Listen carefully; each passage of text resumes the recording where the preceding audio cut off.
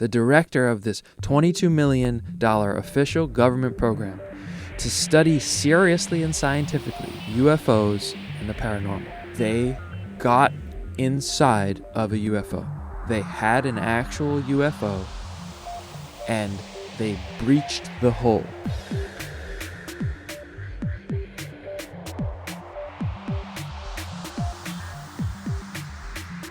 The UAP UFO disclosure process continues on. Though it may not seem like much at first sight, this is a big step forward of this recent development. Now, I really need to do a separate video on the whole thing, but I'm going to try to break it down to you really quickly, and I'm going to try to do these shorter videos to make chunks of this information, because this is, if you really want to know what's going on with the UFO topic and you really want to know what's happening and what's going to be disclosed, this is definitely a huge development. This book, this individual, Dr. James Lacatski, coming out and saying what he said and what they wrote in their book. So it's a lot of information, and I realize that if I just come on here and talk about the whole book and talk about his whole interview, he only spoke once before, and then just recently, in the last week roughly, he went on the Jeremy Corbell and George Knapp podcast called the Weaponized Podcast, and he gave a full almost 2 hour interview. And that's a whole nother thing. Really interesting stuff in that one. If you listen closely and you read between the lines, some really interesting stuff in that interview. So I'm going to have to do a whole separate video on that interview. And so in the sake of making things digestible and chunkable, this is Dr. James Lacatski's book. And in order for us to really start to look at this, we do need to understand the context, okay? The context, and I'm going to be as brief as I possibly can. You may know a lot about the UFO issue. You may be following it closely. You may not really know what's going on. So I'm going to try to meet you in the middle there. This past July, the United States government, the Congress, had an actual official UFO hearing where David Grush, David Fravor, and Ryan Graves came forward. The two of them were pilots who said, I saw this thing with my own eyes. It did this and that. There are hundreds of pilots that are seeing these things on a regular basis. So there was that put under the official record to the public, to Congress. And then you had David Grush, who a month or so before this hearing went on News Nation and said the United States government has had secret, illegal UFO crash retrieval and reverse engineering programs. They've even recovered biologics, bodies of non-human beings and non-human intelligence. And not only did he say this, but he also went through a 16-month process of having to submit all his evidence, have all his witnesses go and testify to the Inspector General, which is kind of like the person in the office that investigates issues of potential corruption, potential scandal. And after all of this, and even David Grush spending 4 years vetting all the information and his 40 witnesses himself, decided, okay, I'm going to put myself on the line and come out and say this. If he's lying, if he's found to be lying, there's a penalty of 5 years in prison and a fine as well. So anyway, he's said under oath these things. Not only that, but the Inspector General of Intelligence Community said that he found his claims to be, quote, credible and urgent. Okay? So that's that. That's where we're at right now. And of course, there's a whole other long history to the whole UFO issue, and there's even more context back to that. But getting to James Lacatski and why he's so important and why this is huge. This is a huge step forward, going from Grush to Lacatski now. So basically, this whole UFO issue, it's been going on for a long time. But as far as the United States government and the military branches being involved with it, the hard evidence of that really being true starts in the 1940s and continues through. There's a whole long history to it. I can't get into it right now. But the point is that basically from roughly 1969, which was when Project Blue Book was terminated, and the Air Force officially said, we do not find that the UFO phenomenon is any national security threat. We do not find a reason to continue studying it. Done. Okay? Since then, officially, the United States government never studied the UFO phenomenon in any official capacity.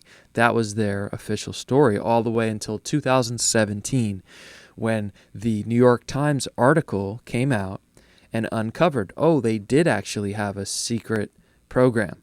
Now, it turns out that the New York Times was slightly inaccurate in saying that it was a program named with the acronym ATIP. And that was Luis Elizondo and all that.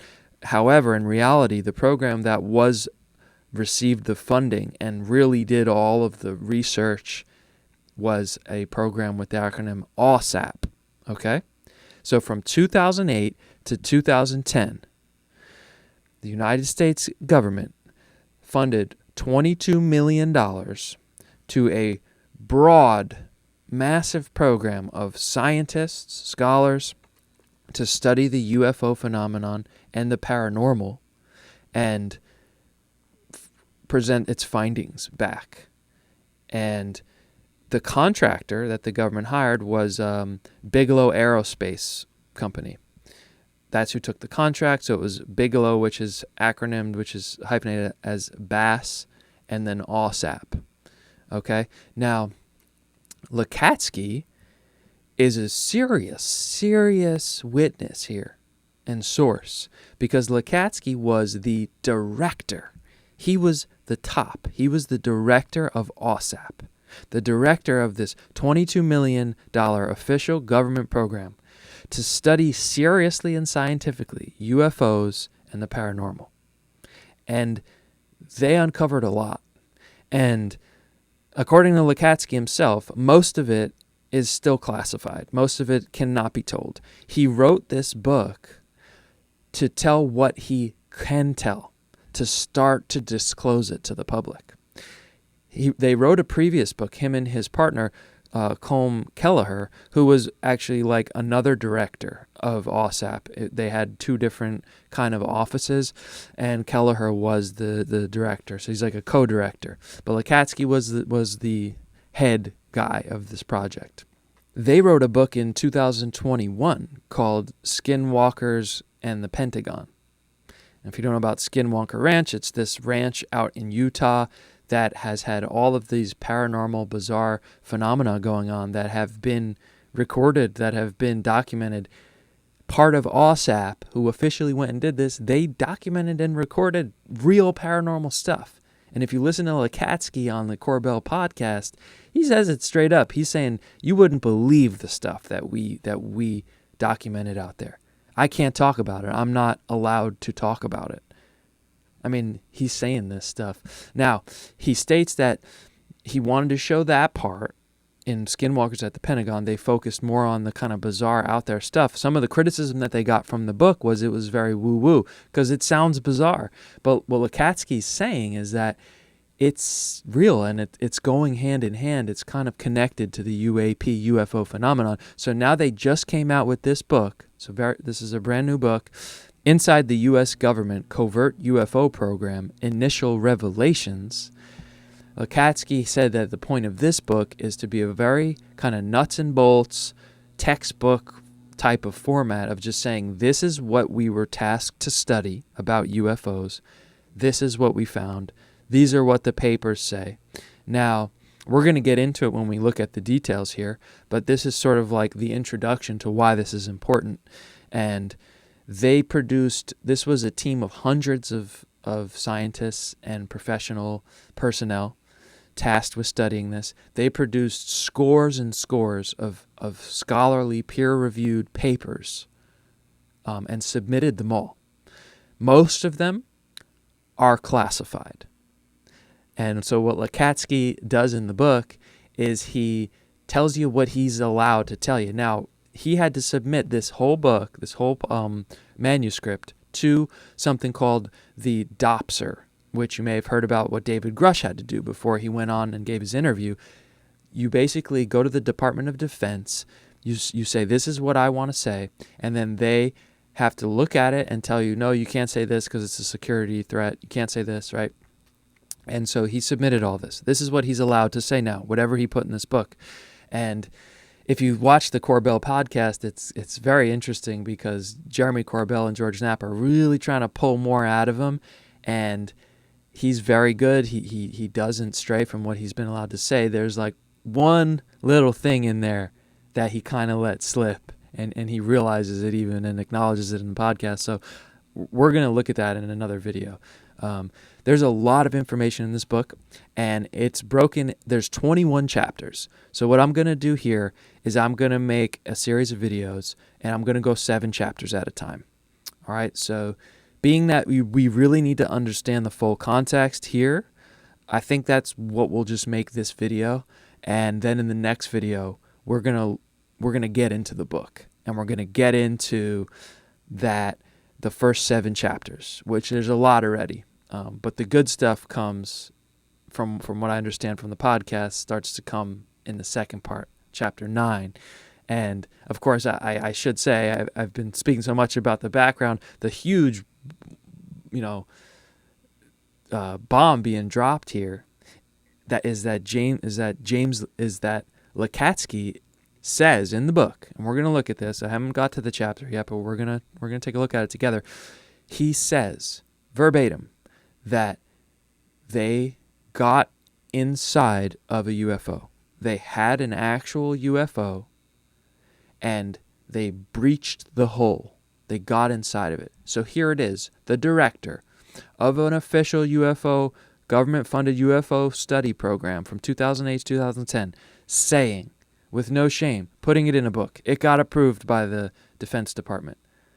We got inside one. Now, my gut is that disclosure is imminent. And certainly there are probably a lot of different groups of people competing over what should be disclosed, what should not be disclosed. And however this battle's going, they said, okay, we can drip this out now. Another little drop.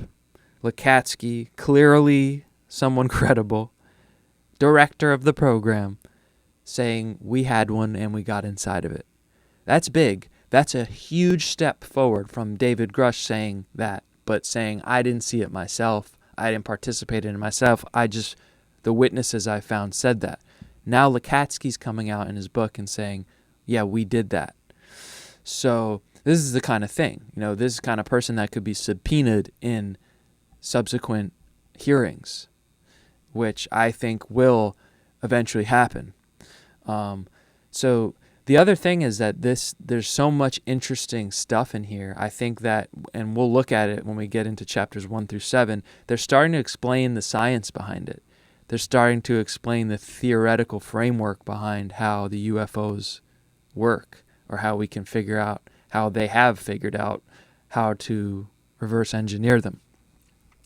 And it's super interesting, and it's super important to understand where things are going. So that's the kind of the background, the introduction.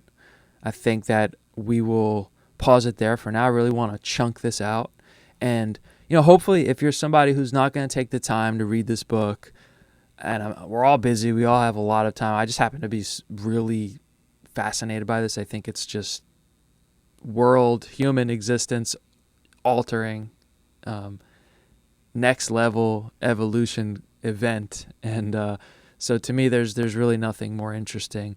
And it's something that I am, willing and motivated to devote my time to. And I hope that this can help you kind of stream through. Maybe you don't even, have the resources to buy the book, but I'm gonna breeze through and basically go through all my highlighted sections and notes for 3 different sections, 3 different 7-chapter sections. So in the next video, we'll look at chapters 1 through 7. We'll check out what he's saying, and by us reading this book, we will be informed as much as we can. We'll be on the cutting edge of what the government is disclosing about the UFO phenomena.